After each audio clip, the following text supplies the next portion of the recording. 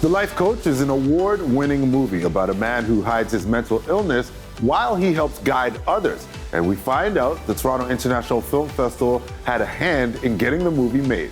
I feel like a fraud, Leon. Here I am telling my audience and my clients to live their truth, and I'm hiding behind mine. For you, when you saw the script for the first time, how did you feel right off the top? Well, I was, first of all, honored that she wanted me to play that role. For backstory, we randomly ran into each other, and she told me that the script she was writing, I looked exactly like what she imagined in her mind. It was an event, Yes. one of those events at TIFF. So I just walked in and I saw him and I was like, this looks like the guy I have in my head as I'm writing the script. And I'm like, I pray he's an actor. So I went to him and said, you're an actor? He's like, how did you know?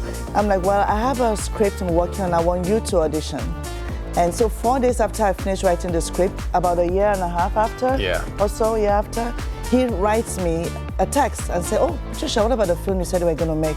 Writing this book has been one of the biggest challenges of my life. Patricia was demanding because this story is deeply personal to her. Part of it is my dad's story, and part of it is my story.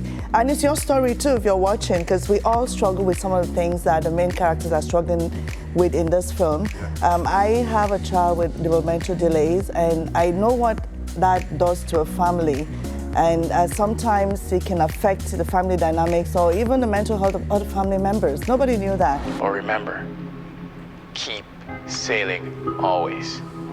The film also means a lot to Kosa, who has taken the movie's message to heart. 10 international awards and tons of recognition in that regard.